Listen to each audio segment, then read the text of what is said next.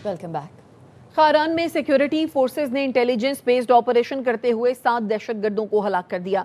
Security जराये का कहना है रद्दुल फतना 3 के तहत खारान के इलाके लज्जे में दहशतगर्दों के खिलाफ कार्रवाई की गई। जदीद असलहा, गोला बारूद और दीगर सामान बरामद किया गया। दहशतगर्दों के जेर इस्तेमाल 2 गाड़ियां और मोटरसाइकिल भी कब्जे में ले ली गई। ठिकाने तबाह कर दिए गए। सदर आसिफ अली जरदारी और वजीर दाखिला मोहसिन नकवी ने खारान में कामयाब ऑपरेशन पर सिक्योरिटी फोर्सेस को खराज तहसीन पेश किया। सदर मुमलिकत ने कहा, दहशतगर्दों के ठिकानों की तबाही और असलहा और गोला बारूद की बरामदगी अहम कामयाबी है। दहशतगर्द अनासर के खिलाफ कार्रवाइयाँ कौमी सलामती के तहफ़्फ़ुज़ के लिए नागुज़ीर हैं। कौम दहशतगर्दी के खिलाफ जंग में पाकिस्तान की सिक्योरिटी फोर्सेस के साथ है। वज़ीर दाखिला मोहसिन नकवी ने सिक्योरिटी फोर्सेस की पेशा वराना सलाहियतों को सराहा। कहा, दहशतगर्दी के खिलाफ बरसरे पैकार बहादुर सपूत हमारा फ़ख्र है।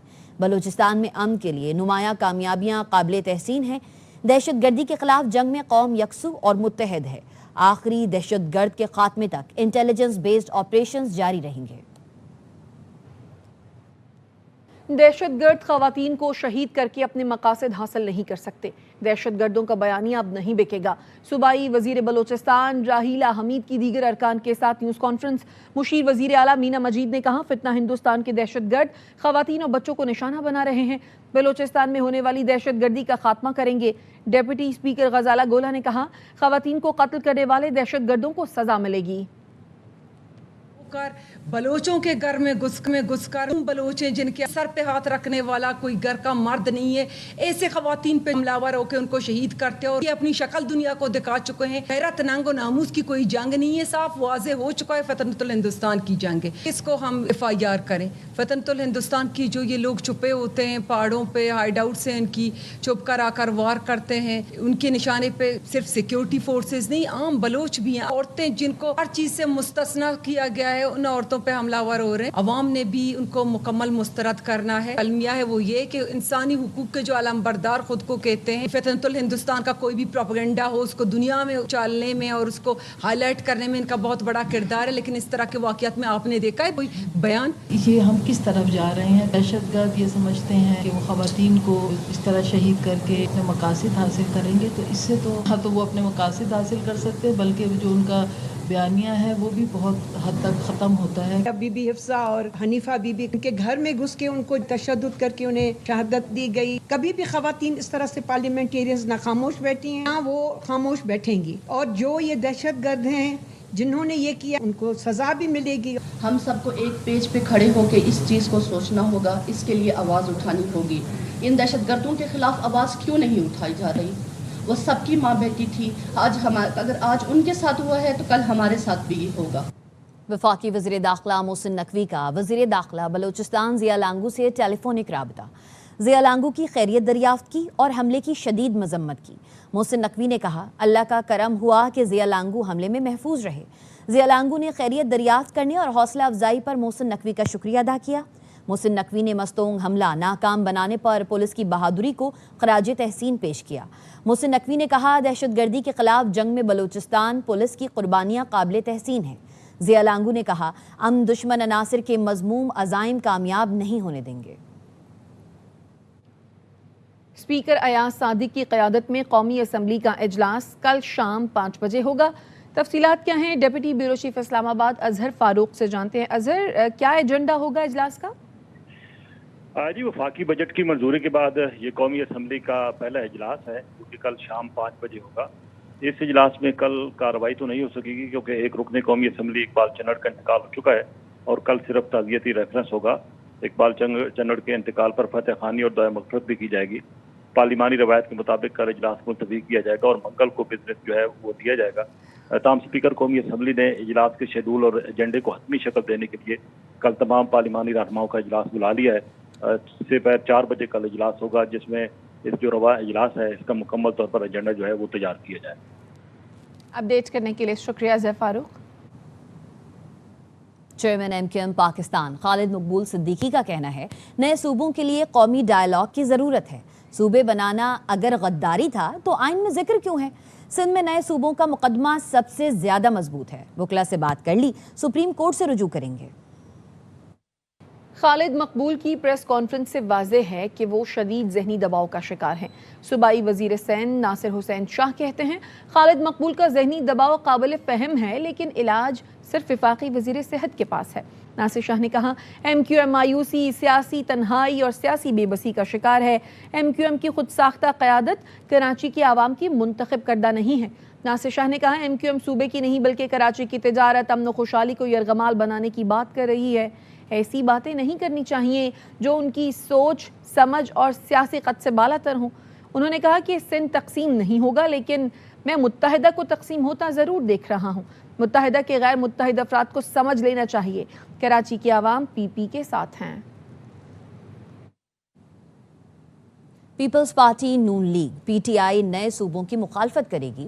مسلم لیگ ضیاء کے سربراہ محمد اعجاز الحق کا کہنا ہے نئے صوبوں کی ایکسرسائز کافی عرصے سے چل رہی ہے۔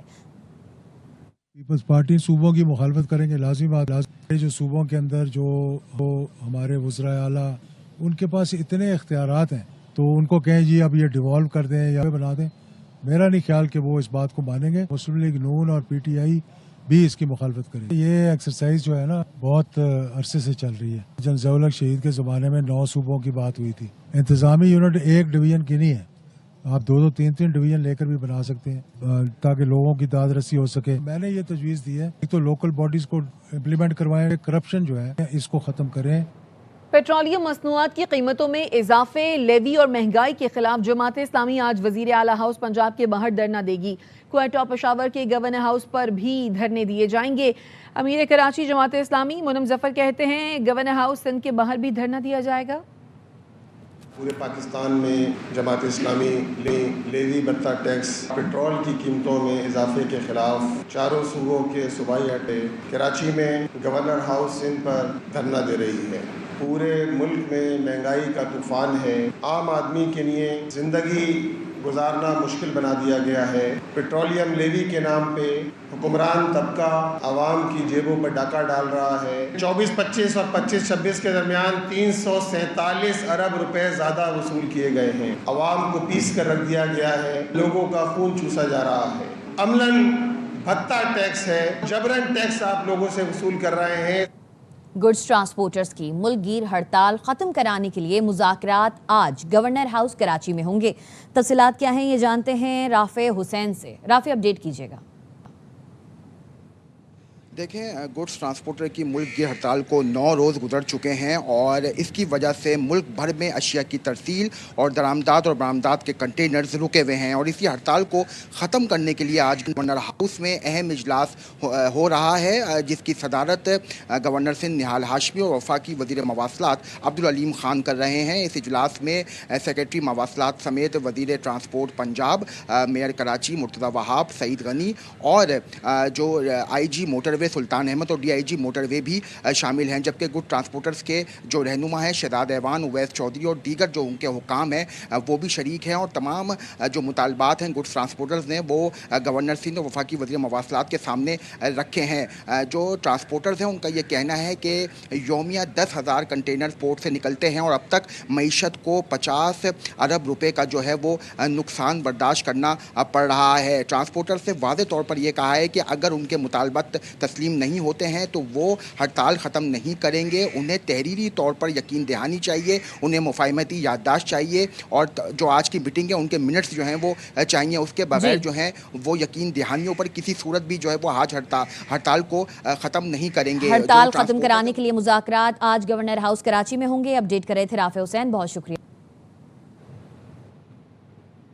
گڈز ٹرانسپورٹرز کی ہڑتال کے 10 روز مکمل، ملک بھر میں اشیاء کی ترسیل، برآمدات اور درآمدات متاثر ہو رہی ہیں۔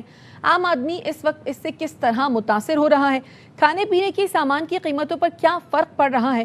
یہ جانتے ہیں ARY نیوز کے نمائندگان ملک کے دیگر شہروں میں موجود ہیں، وہ بتائیں گے۔ جی بالکل، گڈ ٹرانسپورٹ کی جانب سے ملک گیر ہڑتال کا جو اعلان کیا گیا تھا، گاڑیاں رک چکی ہیں۔ سبزیوں کی جو قیمتیں ہیں وہ کراچی کی بازاروں میں بڑھ چکی ہیں۔ اس وقت ہمارے ساتھ موجود ہے ایک سبزی فروش۔ ابھی بند گوبھی کل جو ہے نا یہ 150 روپے کلو میں ہوتی تھی، منڈی میں 300 روپے کلو تک بک گئی ہے۔ ٹماٹر کی اگر بات کریں تو ٹماٹر جو ایران والا تھا وہ 1000-1200 روپے کا کریٹ تھا، 1800-2000 روپے کا ہو گیا۔ ابھی آپ دھنیا سے لگا لیں، یہ دھنیا کی گچھی منڈی کے اندر 30 روپے کی بک رہی ہے، عموماً ویسے 10 روپے کی ملا کرتی تھی. آلو تو تقریباً جو ہے نا 1000 روپے من پہ فرق آ گیا ہے. ٹرانسپورٹ کی ہڑتال کی وجہ سے سبزیوں کی قیمتوں پہ کافی زیادہ فرق پڑ رہا ہے. اب ہم جائیں گے ملتان کی طرف. آج ہی کراچی سے عروج نے سبزیوں کی بڑھتی ہوئی قیمتوں کے بارے میں بتایا. گزشتہ ایک ہفتے میں چاول کی قیمت میں 20 سے 30 روپے کا اضافہ ہوا ہے. دالوں کی قیمتوں میں 20 سے 30 روپے فی کلو کے حساب سے اضافہ ہوا ہے. مسالوں کی قیمت میں 30 سے 35 روپے اور 40 روپے کے درمیان اضافہ ہوا ہے.